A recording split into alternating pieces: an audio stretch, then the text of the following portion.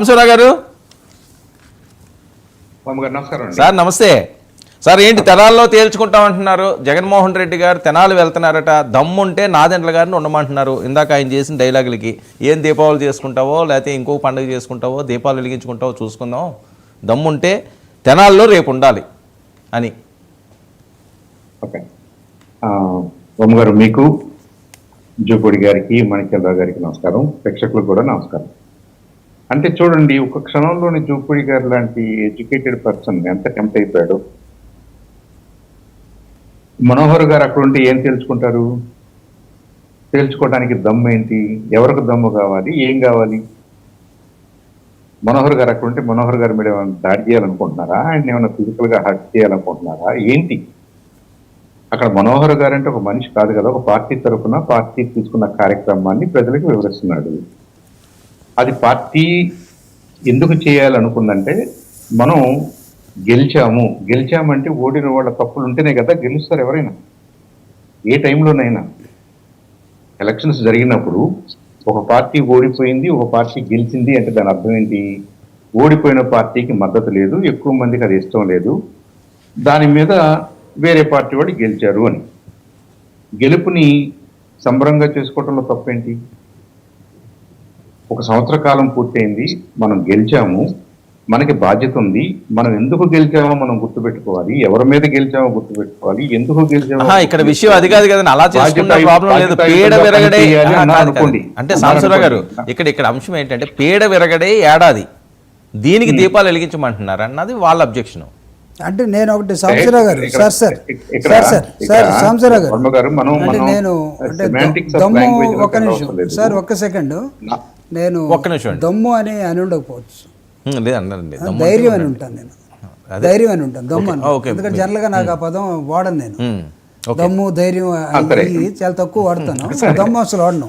ధైర్యం అని ఉంటాను. నేను విన్నాను, మీరు అన్నారా ఆయన అన్నారా, అది కాదు అసలు. ఆ భావజాలం అది అనవసరం కదా మనకి. ఇప్పుడు అక్కడ జరుగుతుంది ఏంటంటే, సంవత్సర కాలం అయింది, మనం గెలిచాము, మనం ఆ బాధ్యత తీసుకున్నాము, మనం ఈ రాష్ట్రాన్ని సక్రమంగా నడపాలి, అభివృద్ధి పదంలో నడపాలి అని ఇంకోసారి పునరంకితం అవ్వడానికి ఒక కార్యక్రమం చేపట్టారనుకోండి, మా పార్టీ వాళ్ళు చేపట్టారనుకోండి, దాంట్లో ఏంటి అబ్జెక్షన్? నేను విడమర్చి చెప్పినా విడమర్చికి చెప్పకపోయినా గెలిచాము అన్నది నిజం కదా. గెలిచాము అంటే ఓడిన వాళ్ళ పద్ధతులు నచ్చక ప్రజలు మనల్ని గెలిపించారు అనేది కూడా నిజమే కదా. గుడ్ ఓవర్ బ్యాడ్ అనేదే కదా ఇక్కడ జరిగింది అన్నదాన్ని మనం మిథలాజికల్గా మనం దీపావళి సందర్భంలో అదే గుర్తు చేసుకుంటాము, సంక్రాంతి సందర్భంలో దాన్ని పండుగ వాతావరణంగా చేసుకుంటాము. ఈ రెండు పండుగలు కలిపి ఒకే రోజు వచ్చినట్టుగా మనం చేసుకుందాము అన్నారనుకోండి. మన లాంగ్వేజ్ సెమాంటిక్స్ లోకి నేను అంటలేదు వర్మ గారు. జూపూడి గారి ఆయన ఏంటంటే ఆ విరగడ అనే పదాన్ని ఆయన విశ్లేషిస్తున్నారు. నేను జనరల్ గా మన పల్లెటూరులో మన భాషలో మనం అనుకునే పదాల వరకే నేను పరిమితం అవుతాను. అంటే సాంబశివరావు గారు, మరొక అంశం అండి, ఇక్కడ ఇప్పుడు ఏదైతే 3rd డిగ్రీ జరిగిందో తెనాల్లో, దాన్ని సమర్థిస్తున్నారా? No, not at all. ఎవరు సమర్థించరు. అందుకని పోలీసు వాళ్ళని ఎంక్వైరీ చేయమన్నారు. వివిధ స్థాయిల్లో ఇంటర్నల్ గా ఎంక్వైరీ జరుగుతుంది. దానికి ఎందుకు అలా జరిగింది, why they had to do it, no matter what the reasons are, అది తప్పు అన్నది అందరికీ అర్థమైంది కాబట్టి, ఇల్లీగల్ అనేది అర్థమైంది కాబట్టి దానికి తగినటువంటి వ్యవహారం నడుస్తుంది. ఇప్పుడు ఒక్క రోజులోనే ఓవర్ నైట్ ఎలాంటి విచారణ లేకుండా, ఎలాంటి స్టడీ లేకుండా ఎవరిని మనం దోషులుగా, ఇప్పుడు అదే కదా అంటున్నాం. ఆ పిల్లలు ఏం తప్పు చేశారనేది ఇక్కడ ఇంపార్టెంట్ కాదు. ఎంత పెద్ద తప్పులు చేసినా కానీ దానికి ఒక ప్రాసెస్ ఉంటుంది. మీరు మీ చేతుల్లోకి చట్టం తీసుకోకూడదని పోలీసు వాళ్ళని ఎలా అంటున్నాము, ఆ పోలీసు వాళ్ళని ఏదన్నా పనిష్ చేయాలనుకున్నా, రీజన్స్ అడగాలనుకున్నా, వాళ్ళు ఇంకేదన్నా చేయాలనుకున్నా కానీ అలాంటి డ్యూ ఎంక్వైరీ, డ్యూ ప్రాసెస్ నడవాలి. అంటే ఇప్పుడు హోంమంత్రి గారు మాట్లాడిన మాటలో మీరు వినే ఉంటారు సాంబశివరావు గారు. ఓకే, అది రిజిస్టర్ అవ్వట్లేదు, అదేంటంటే ఏదో పబ్లిక్ ఆడియో వచ్చేసింది కాబట్టి. ఆవిడ చెప్పేది ఏంటంటే, వాళ్ళు ఏం తప్పు చేశారు, వాళ్ళ బ్యాక్గ్రౌండ్ ఏంటి, వాళ్ళు ఎలాంటి వాళ్ళో తెలుసా, అందుకని ఆ రకంగా ఒక అడుగు వేస్తే పోలీసులు వాళ్ళు దాన్ని తప్పు పడతారా అనడం, అది తప్పు పడుతున్నారు. ఏదైనా అవి ఉండొచ్చు కాక పబ్లిక్ లో ఆ రకంగా చేయడం మంచిది కాదని కదా. వర్మ గారు, నేను 100% మీతో ఏకీభవిస్తాను. ఇది పాలిటిక్స్ కు సంబంధించిన అంశం కాదు.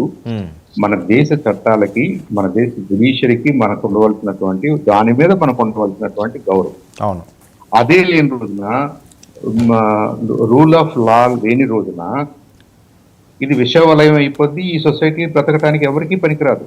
హ్మ్.